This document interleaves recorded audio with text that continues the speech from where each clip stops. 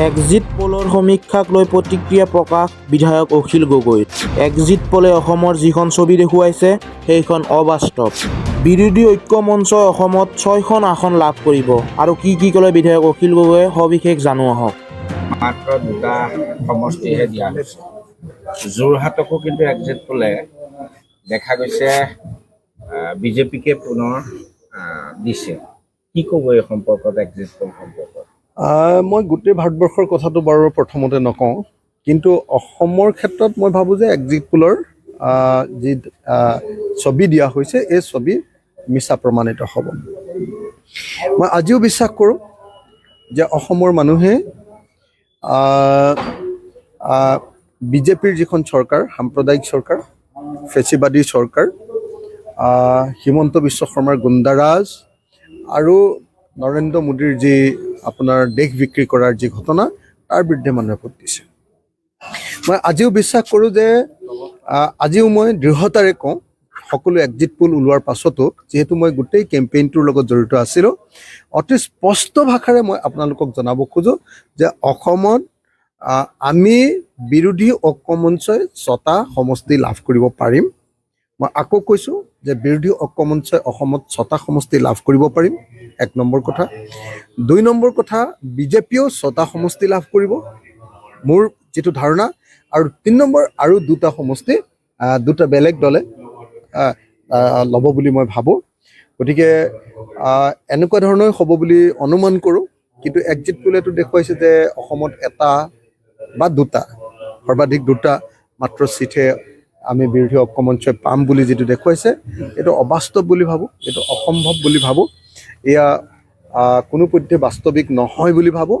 আৰু এই অনুমান মই ভাবোঁ যে একেবাৰে সত্যৰ ওপৰত আধাৰিত নহয়। সেইকাৰণে দ্বিতীয় কথাটো হ'ল যে আজি সৰ্বভাৰতত যিটো চিত্ৰ দেখুৱাব খুজিছে যে সৰ্বভাৰতত NDA 380 পৰ্যন্ত পাব পাৰে বুলি যিটো দেখুৱাব খুজিছে, মই এইটো কোনোপধ্যে বাস্তৱিক বুলি নাভাবোঁ। বিশেষকৈ উত্তৰ প্ৰদেশত মানুহৰ যি ধ্যান ধাৰণা আমি দেখিছোঁ, মহাৰাষ্ট্ৰত যি ধ্যান ধাৰণা দেখিছোঁ, বিহাৰত যি ধ্যান ধাৰণা দেখিছোঁ, এই আটাইবিলাকৰ পৰা ক'ব পাৰি যে NDA আচলতে মই ভাবোঁ যে গোটেই 270ৰ ওচৰে পাজৰে পাব।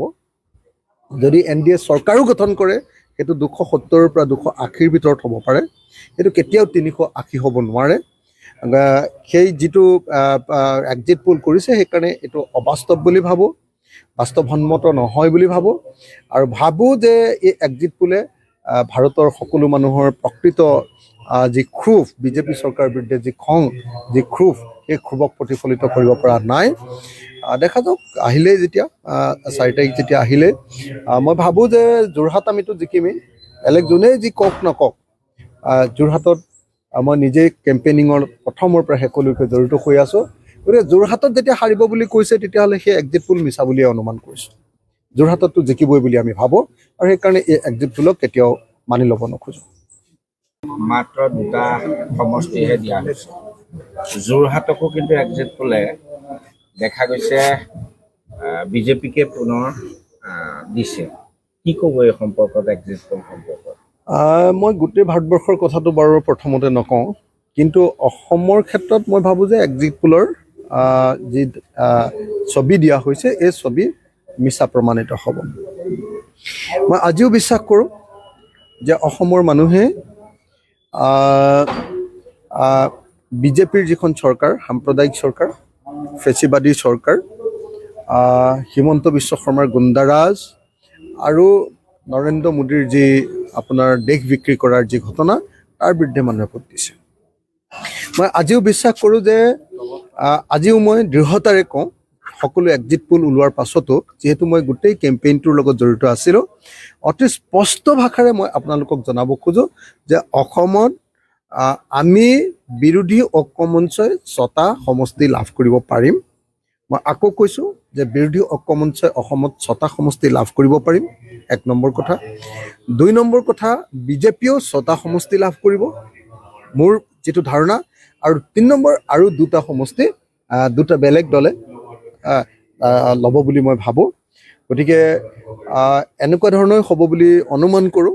কিন্তু এক্সিট পোলেতো দেখুৱাইছে যে অসমত এটা বা দুটা সৰ্বাধিক দুটা মাত্ৰ চিটহে আমি বিৰোধী ঐক্য মঞ্চই পাম বুলি যিটো দেখুৱাইছে এইটো অবাস্তৱ বুলি ভাবোঁ, এইটো অসম্ভৱ বুলি ভাবোঁ, এয়া কোনোপধ্যে বাস্তৱিক নহয় বুলি ভাবোঁ। আৰু এই অনুমান মই ভাবোঁ যে একেবাৰে সত্যৰ ওপৰত আধাৰিত নহয়। সেইকাৰণে দ্বিতীয় কথাটো হ'ল যে আজি সৰ্বভাৰতত যিটো চিত্ৰ দেখুৱাব খুজিছে যে সৰ্বভাৰতত NDA 380 পৰ্যন্ত পাব পাৰে বুলি যিটো দেখুৱাব খুজিছে, মই এইটো কোনোপধ্যে বাস্তৱিক বুলি নাভাবোঁ। বিশেষকৈ উত্তৰ প্ৰদেশত মানুহৰ যি ধ্যান ধাৰণা আমি দেখিছোঁ, মহাৰাষ্ট্ৰত যি ধ্যান ধাৰণা দেখিছোঁ, বিহাৰত যি ধ্যান ধাৰণা দেখিছোঁ, এই আটাইবিলাকৰ পৰা ক'ব পাৰি যে NDA আচলতে মই ভাবোঁ যে গোটেই 270ৰ ওচৰে পাজৰে পাব। যদি NDA চৰকাৰো গঠন কৰে সেইটো 270ৰ পৰা 280ৰ ভিতৰত হ'ব পাৰে, সেইটো কেতিয়াও 380 হ'ব নোৱাৰে। সেই যিটো এক্সিট পোল কৰিছে সেইকাৰণে এইটো অবাস্তৱ বুলি ভাবোঁ, বাস্তৱসন্মত নহয় বুলি ভাবোঁ। আৰু ভাবোঁ যে এই এক্সিট পোলে ভাৰতৰ সকলো মানুহৰ প্ৰকৃত যি ক্ষোভ, বিজেপি চৰকাৰৰ বিৰুদ্ধে যি খং, যি ক্ষোভ, সেই ক্ষোভক প্ৰতিফলিত কৰিব পৰা নাই। দেখা যাওক আহিলেই যেতিয়া 4 তাৰিখ যেতিয়া আহিলে মই ভাবোঁ যে যোৰহাট আমিতো জিকিমেই, বেলেগ যোনেই যি কওক নকওক। যোৰহাটত মই নিজেই কেম্পেইনিঙৰ প্ৰথমৰ পৰা শেষলৈকে জড়িত হৈ আছোঁ। গতিকে যোৰহাটত যেতিয়া হাৰিব বুলি কৈছে তেতিয়াহ'লে সেই এক্সিট পোল মিছা বুলিয়ে অনুমান কৰিছোঁ।